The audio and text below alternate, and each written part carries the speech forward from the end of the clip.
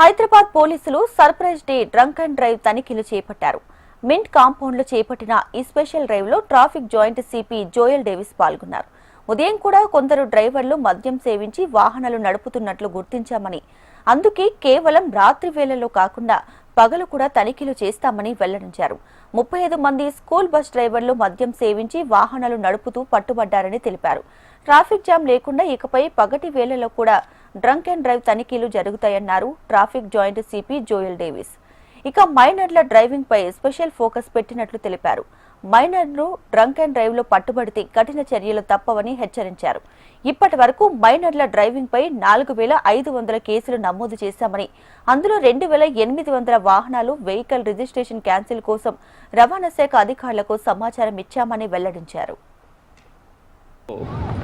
Drunk and driving ఇంత ముందుకు drunk and drive test ఏదైతే ఉందో నైట్ టైంలో చెక్ చేసేవారు. అంటే గత కొన్ని సంవత్సరం నుంచి అదే జరుగుతూ ఉంది. నైట్ 10 o'clock తర్వాత వెహికల్స్ రోడ్లో ఆ వాల్యూమ్ అన్ని తగ్గిన తర్వాత చెక్ చేయడం జరుగుతుంది. దానికి రీజన్ కూడా ఏంటంటే వాల్యూమ్ పెరిగిపోయి రెగ్యులేషన్లో అంతా కాన్సన్ట్రేట్ చేయడం వల్ల డే టైంలో చెకింగ్ అన్నది కంప్లీట్గా లేకుండా పోయింది. సో నైట్ ఒక షెడ్యూల్ పెట్టేసి ఫిక్స్డ్ ప్లేసెస్లో మోస్ట్లీ చేసేవారు.